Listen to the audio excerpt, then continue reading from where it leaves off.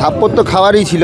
আদালতে থাপ্পড় খাওয়া বেশ অভ্যাস হয়ে গেছে রাজ্যের সরকারের। দীর্ঘদিন ধরে আমরা দেখতাম ছোটোবেলায় ওরা না পারলে কিছু স্যার আমাদের বেধড়ক পেটাতেন।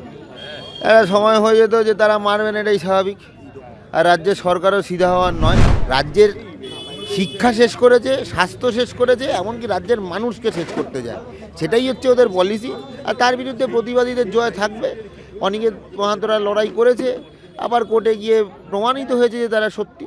এবং আমরা এটা বিশ্বাস রাখি আগামী দিনে আমাদের রাজ্যে যেভাবে একটা অসত্যের রাজ চলছে, অন্ধকারের রাজ চলছে, তার বিরুদ্ধে সত্য এবং আলোই শেষ কথা বলবে মানুষ। এটা একটা সুনিপুণ সেটিং। ইডি সিবিআইয়ের ভূমিকা পশ্চিমবঙ্গের মামলার ক্ষেত্রে ভালো নয়। আমরা দেখেছি সর্বভারতীয় স্তরে বিভিন্ন মামলা, সেখানে ইডি সিবিআই তারা স্বতঃপ্রণীত হয়ে মামলাগুলো করেছে। কিন্তু এখানে আম আদমিকে বা কোনো আইনজীবীকে তাদের কিন্তু হাইকোর্টে যেতে হয়েছে, তারপর হাইকোর্ট নির্দেশ দেওয়ার পর ইডি সিবিআই সেই মামলা করেছে। এবং ইডি সিবিআই কিছুদিন কয়েকজনকে অ্যারেস্ট করে, তারপর বালু ছাড়া পেয়ে যায়। এর আগে সারদা কাণ্ডে মদন মিত্র, মুকুল রায়রা ছাড়া পেয়েছে। দাদা, একেবারে অনিকেত মাহাতো যে মামলা আমরা দেখতে পেলাম হাইকোর্ট থেকে সুপ্রিম কোর্ট, রাজ্য নিজে একেবারে সুপ্রিম কোর্টে চ্যালেঞ্জ করে গিয়েছিল, আবারও থাপ্পড় খেলো, কি বলবো? থাপ্পড় তো খাওয়ারই ছিল। আদালতে থাপ্পড় খাওয়া বেশ অভ্যাস হয়ে গেছে রাজ্যের সরকারের। দীর্ঘদিন ধরে আমরা দেখতাম ছোটোবেলায় ওরা না পারলে কিছু স্যার আমাদের বেধড়ক পেটাতেন।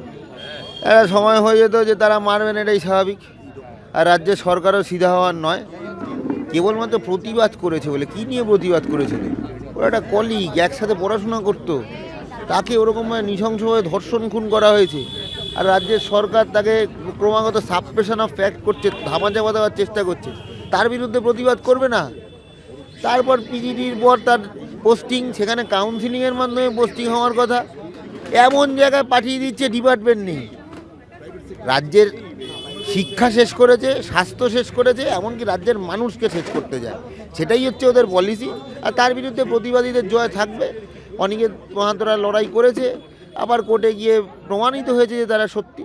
এবং আমরা এটা বিশ্বাস রাখি আগামী দিনে আমাদের রাজ্যে যেভাবে একটা অসত্যের রাজ চলছে, অন্ধকারের রাজ চলছে, তার বিরুদ্ধে সত্য এবং আলোই শেষ কথা বলবে, মানুষই শেষ কথা বলবে। এই যে শিক্ষা স্বাস্থ্য নিয়ে বারংবার কোর্টের দ্বারস্থ হচ্ছেন, তাও থাপ্পড় খাচ্ছেন, তাও তো জনগণের ট্যাক্সের টাকাই খরচা করে আবারও যাচ্ছে কোর্টে। এটা তো আমরা দেখেছি এর আগে, যখন সেই ডিএ মামলা, তার বিরুদ্ধে সরকারি কর্মচারীদের টাকা আটকে রাখবে, তার জন্য ওরা আদালতে গেছে।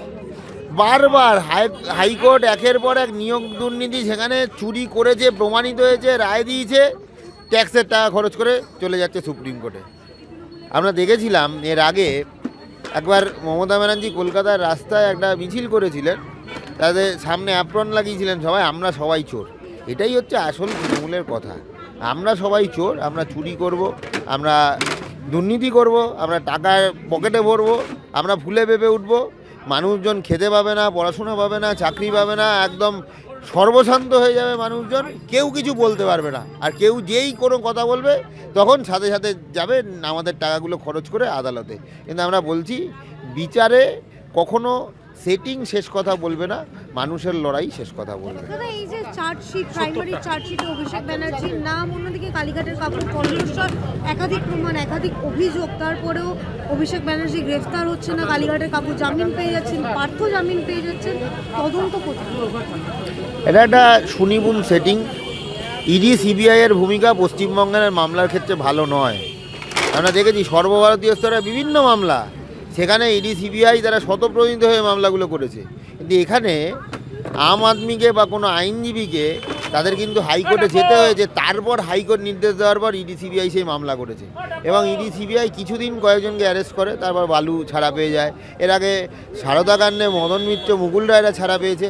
এমনকি আমরা তো দেখেছি সংসদের যে বিচার বিভাগীয় কমিটি, সেখানে রাহুল গান্ধীকে কয়েকদিনের মধ্যে ডেকে সাংসদ পদ বাতিল করার জন্য ওরা উদ্যোগী হয়ে গেল।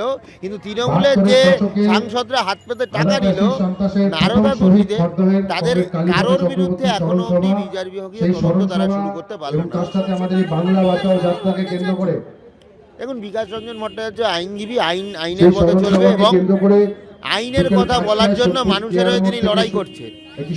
মমতা ব্যানার্জি কিছু বলতে পারে, মানুষের কাছে বা আইনের কাছে বিকাশ রঞ্জন ভট্টাচার্য দোষ করছে না, দোষ করছে এই সরকার, তৃণমূলের সরকার, আর তাদের মাথায় বড় ছাতা হয়েছে বিজেপি ওয়ালারা আছে, তারা হচ্ছে সবচেয়ে বড় দোষ। সময় আপনারা উপস্থিত থাকবেন বিকেল 5টায় শনিবার, আগামী শনিবার 13ই ডিসেম্বর কেআর মোড় থেকে মিছিল শুরু হবে।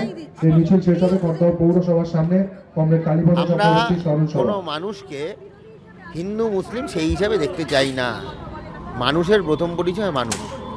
আমি একটা খুব সহজ উদাহরণ দিচ্ছি, কিছুদিন পর 25শে ডিসেম্বর বড়দিনের উৎসব, কেক খাওয়ার ব্যাপার চলবে। বড়দিন একটা খ্রিস্টান ধর্মের উৎসব। কলকাতায় যে যে সেরা সেরা বেকারিগুলো রয়েছে, সেই সব বেশিরভাগ বেকারি নাহম সালধানায়রা আছে, বেশিরভাগ পার্সি মানুষজন চালায়। আর সেখানের যারা শেফ তারা বেশিরভাগ ধর্মে মুসলমান, আর তার বাইরেই লাইন দিয়ে বাঙালি হিন্দু ধর্মের বেশিরভাগ মানুষজন তারা সেখানে তাদের কেকটা কেনে। এটাই আমাদের বাংলার চিরায়ত বৈশিষ্ট্য। মিটিং হবে, মিছিল হবে, হোক, সব কিছু হবে। কে কোরআন পড়বে, কে গীতা পাঠ করবে, কে বাইবেল পড়বে, সেটা আমাদের বলার বিষয় নয়। মানুষের রুটি রুজির অধিকার থাকবে, আর মানুষ যেটা খেতে ইচ্ছা হবে সেটা খাবে। এই জন্য আমরা লড়াই করব।